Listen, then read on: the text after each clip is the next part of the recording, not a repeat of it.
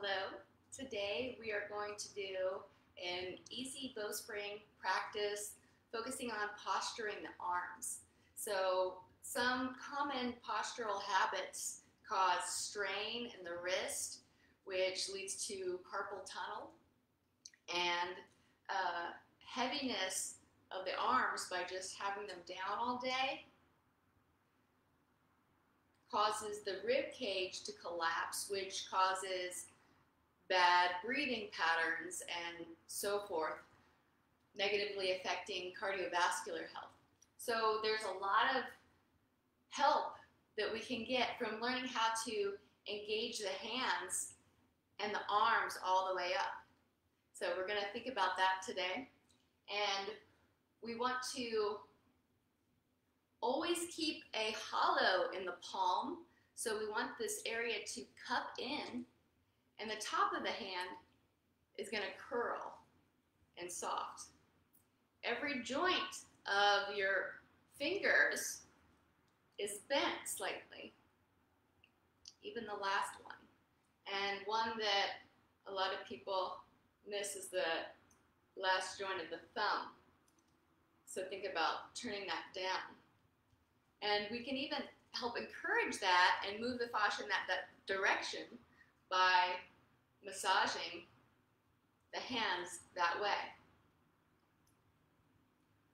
So I'm pressing in the center of my palm and curling the sides in.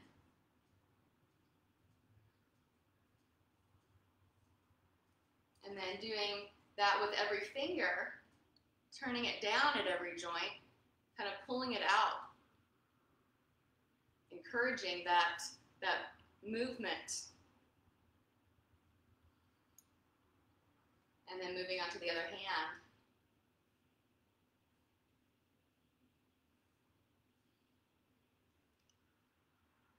Getting your thumb joint.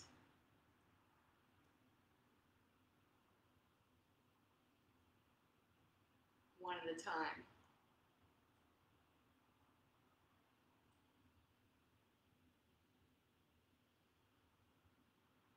So what we're doing is the exact opposite of this, pulling back, hitchhiker's thumb, and seeing tendons on the top of the hand. We want the top of the hand to be soft.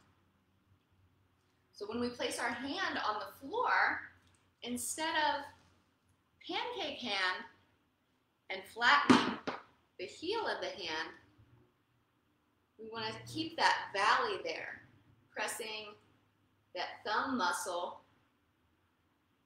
and this pinky muscle towards each other to form what we call spring hand. So spring hand has the fingerprint of every finger down, but the fingers are soft and curled. Every joint bent down. And we press the thumb and the pinky muscle down to hollow out the palm. It's not a pancake, it's a spring. Okay. Also, the fingers are not very far spread. They are about one finger digit in between.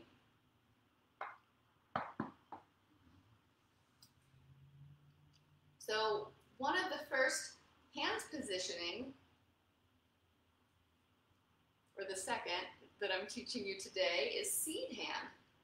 So cup the palm and let the fingers cascade down. So we still want the same thing going on. A firm palm with the thumb and the pinky joint pulling towards each other, and then the fingers just softly curl down. It's more of a pine cone shape than a square fist. It's a seed hand. Touch the thumb to the first knuckle joint of the pointer finger and firm it down to help squeeze the palm. And then keep a bend under the wrist like you're ice picking something. There's also a bend in the front of the wrist as well. Seed hands. Try it with both. Sometimes it's easy in the beginning to just grip the fingers hard to white knuckle seed hand, but you want to encourage their softness. Sometimes I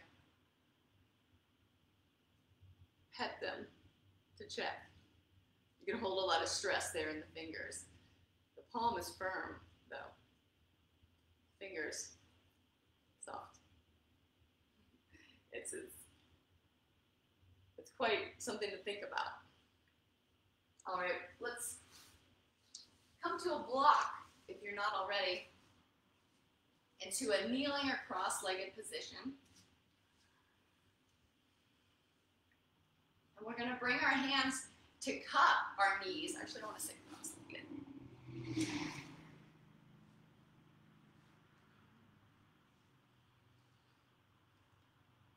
So squeeze up the base palm, let the fingers be soft, and use that to pick up the ribs. Press the hands into the knees to help lift the ribs up. Let your elbows point away from you. Squeeze up your palm. And now we'll lift to our fingertips, a dome hand. So just your fingernails are touching. And there's like a resistance. So if I press down with my hand, I'm lifting up into it. There's no weight bearing in the dome hand. It hollows out your armpits. Squeeze that palm like you're holding a golf ball in the inside of your palm.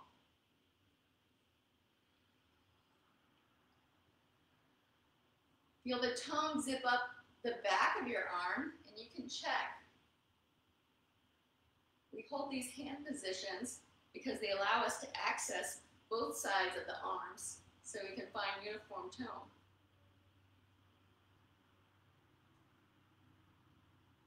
And a couple breaths here. Just think about lifting the rib cage, a lightness in the fingers, but also a press upward to lift the ribs.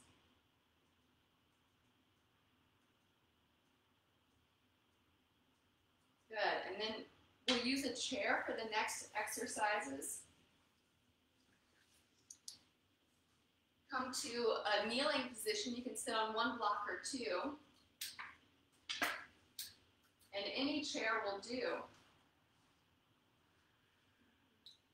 So bring your hands to the side of the chair, and we're going to hold it like we held a seed hand. Squeeze the palms, let the fingers curl at every joint, but be soft. Press down with your hands to lift your rib cage higher.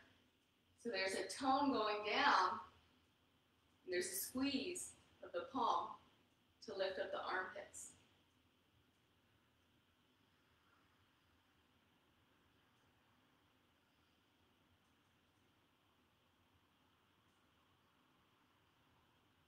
Keep the elbows outward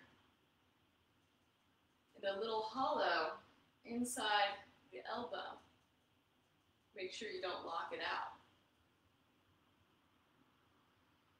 Okay, we're going to take off the training wheels now and do this in the air as if there was something we were holding onto or pressing into.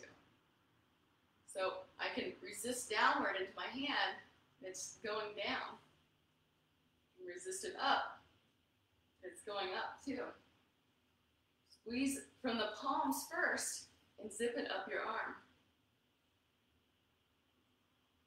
Press down as if to lift your ribs.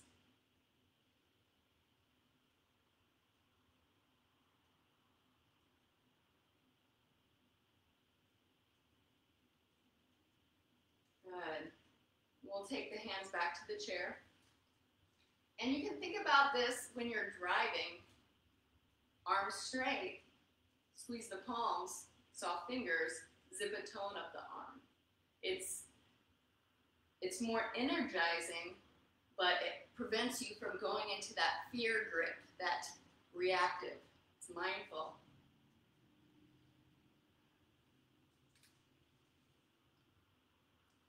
We'll take left hand to the side of the head, but draw the shoulder forward towards the nose.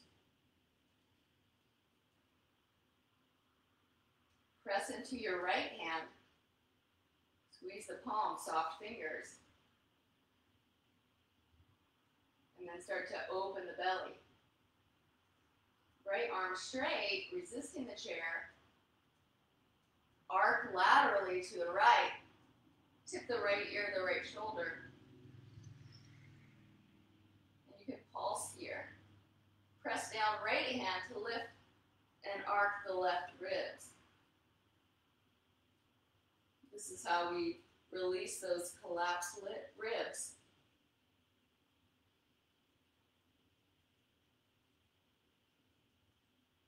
Exhale, come back up.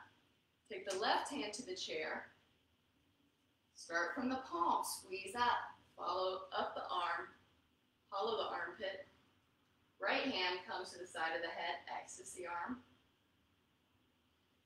Press down in the chair with the left. Bow open the belly, right elbow forward.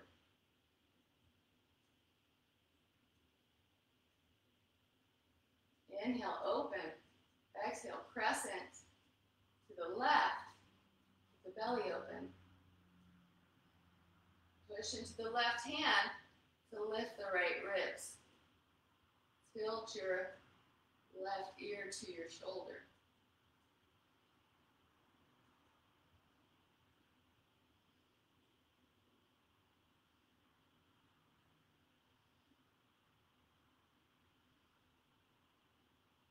And then exhale up.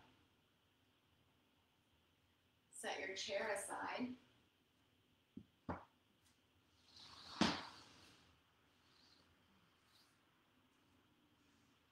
And come up into your hero foot, so some space between your ankle and the floor, and really push your knees away from each other to get rooted.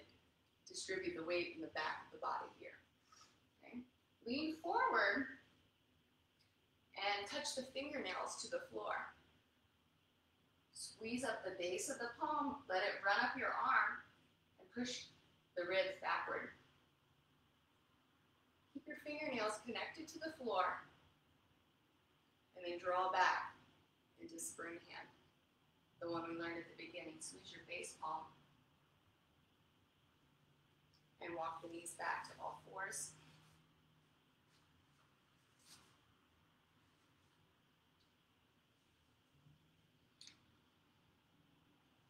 So this is a great opportunity to practice spring hand. So there's a valley under the heel of your hand. It's not smashed or weight bearing. It's toned. Soft fingers, fingerprints touch the floor. Squeeze from the base palm can lift all the way up between the shoulder blades. Some pulses. Now lift the right shoulder so it starts to pull toward the ceiling so much that it lifts your left hand into a dome. Squeeze the base palm, fingernails touch, and keep the connection as you pull it back to spring hand. Other side. Pull the right shoulder up towards the ceiling, right hand lifts to a dome. Squeeze that dome. Squeeze the left spring. Keep that arm springy. And then slide it to spring hand. Simplify all fours. Squeeze up the base palms to lift the heart away from the floor. Tuck your toes under, lift up, crouching cat. So same thing here. Soft fingertips, soft fingers, firm palms. Dome the left by lifting the back towards the ceiling. Keep the connection. Slide it back to a spring and dome the right. Hold it back. High. Keep the connection. Bring it back to a spring. Swivel your toes and knees toward me. Come to your hip. Thank you for practicing with me today. This video has a lot of tips to help you learn how to energize your arms and not let them just hang all day and collapse the ribs. So I suggest practicing these hand positionings in your everyday life, whether you're sitting at the computer. Can you squeeze the palms and tone the arms up? When you're driving, lift the elbows, squeeze the palms with soft fingers. And give that a try and let me know what effects it has in your everyday life. Thank you for watching. Namaste.